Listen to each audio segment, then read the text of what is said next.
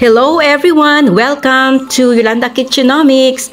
Diyan meron na naman pong napakasarap na recipe ng isang Pinoy kakanin ang ating i-share sa inyo. Ito ay ang bibingkoy ube de munggo. Yan, tingnan nyo naman kung gaano kasarap ang ating recipe. Ang sarap man.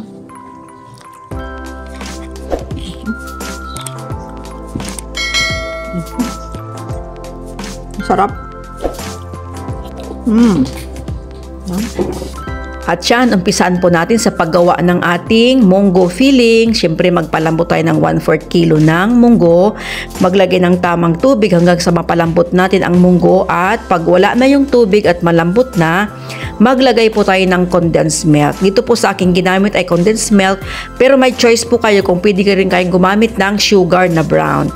Dito po naglagay po ako ng 1 cup of condensed milk. Yan. So, prepared na po natin yung ating malagkit or yung ating 1/2 kilo of glutinous rice flour. Maglagay po tayo dito ng 1 cup of white sugar. Then, 1/2 teaspoon of salt. Yan po ang ating gagawin na bibingka o bibingkoy. So, mix natin mabuti hanggang sa ma-mix natin yung ingredients. Then, maglagay tayo ng 4 cups of coconut milk. Yan, yung gata ng niyog. Yan. So, dito po, hindi na po ako naglagay ng gatas or evaporated milk. So, yan. Pagkatapos po natin yan mahalo, mag-prepare na to ng isang pan. Yan. Siyempre, may dahon yan. Dahon ng saging. Kung nakikita nyo po, naglagay pa ako ng doble-doble dyan para totally wala pong tatagas na mixture dito sa ating pan. So then, maayos na po natin. Lagyan natin ng oil para po hindi po dumikit dito yung ating gagawin na bibingkoy. Yan. Then, after na malagyan ng oil at maglagay na po dito tayo ng kalahati ng ating mixture. So dito, naglagay po ako ng at least 4 cups po ang inilagay ko na mixture dito sa ating i-steam. So, twice po tayong mag-i-steam kasi dalawa pong flavor yung ating gagawin. So, yan. I-steam na po natin for 30 minutes yung ating unang, yung ating classic na flavor. Yan. So, steam po natin for 30 minutes. Then, while nag-i-steam po tayo, haluin na po natin yung isang yung another mixture po na natira, lagyan po natin ng ube flavor. Then, yan. To check natin after 30 minutes, mag-insert po tayo ng toothpick. Yan, toothpick o kaya anything po na pwede nyong gawin na pang-test kung okay na po yung niluto ninyo. Then, yan, maglagay tayo ng 1/2 cup of sweetened munggo filling. Ito po ang magsisilbi nating palaman para mas masarap ang ating gagawing bibingkoy ube de munggo. Then after that, ilagay na po natin yung remaining ingredients po natin na mixture natin na ube flavor. Then for steam again for 30 minutes. Yan, hanggang sa maluto. Check po natin ulit. Then pag malinis po yan siya, wala na pong basa, yan, ibig sabihin luto na yan. Then, kunin na po natin dito sa ating steamer at yan, i-prepare na po natin yung ating toppings. So, yung toppings naman po natin, gagamit tayo ng 1/2 cup of pure coconut milk, yung purong gata ng niyog at 3/4 cup of condensed milk.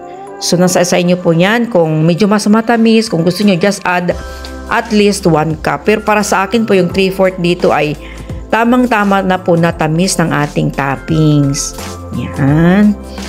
Then, niluto ko po dito sa kawali muna para malasan po yung oras natin sa pag-bake. Kasi i-bake po natin ito dito pagkatapos natin ilagay yung ating toppings para mas lalo po siyang maging brown.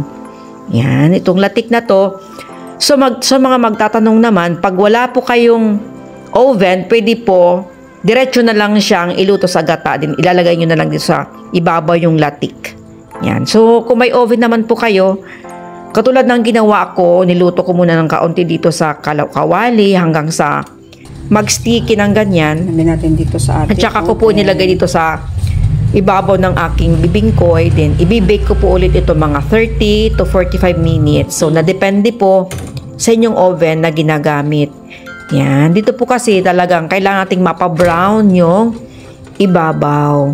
So, napansin natin na 2 times natin siyang in-steam kasi dalawa po yung ating flavor ng ating bibingkoy. Yan. So, after mga 30 minutes, nag-extend na nga po ng kaunti dito para maging mas lalo pong brown yung ating toppings dito sa ibabaw. Bango talaga niya. Bango. Yan. Yummy. Yan, oh. Yan, mainit pa. Ilagay mo natin ito sa refrigerator. Oh, cool down muna natin. Then, bukas natin ito kainin. Yan. Init pa kasi. Sobrang init pa. Ay, ang sarap! Yan. Tignan niyo kung gaano kasarap. Wow! Yan, oh. Okay. Ito. Yan. Yan, slice na natin yung ating bibingkoy. Yan, sa magkakanong kung bakit natin in-steam muna yung ating bibingkoy kasi mas masarap, mas malambot ang bibingkoy kung in-steam muna natin bago natin i-bake. Sa magkakanong po naman, kung wala kayong oven, pwede din naman po yung inyong toppings, idiretso na lang po sa kawali hanggang sa mag-golden brown siya, then ilagay nyo na lang po afterward dito mismo sa ibabaw ng inyong ginawa na bibingkoy. Pag wala pa kayong oven. Pero pag may oven naman po kayo, mas achievable kasi na ilagay natin yung ating bibingkoy para mas golden brown yung toppings natin. Yan. So, titikman po natin ito as in, napakasarap talaga niya yung amoy ng yung dahon ng saging, as in, malalanghap mo talaga yung sarap talaga niya. Iba po kasi yung pag-bake lang siya diretso. Iko-compared mo doon sa ini-steam mo na bago i-bake. Iba talaga rin po yung lasa. Yan. So, may choice po kayo kung diretso bake or pwede po muna i-steam bago i-bake. Ang sarap. Man nga natin. Anong lasa? Ang sarap nito talaga. Ang sarap man.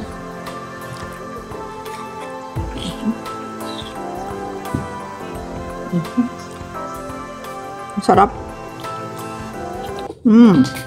Thank you so much. Hopefully nagustuhan po natin yung ating recipe. Have a nice day everyone. Until next time. Bye-bye. See you.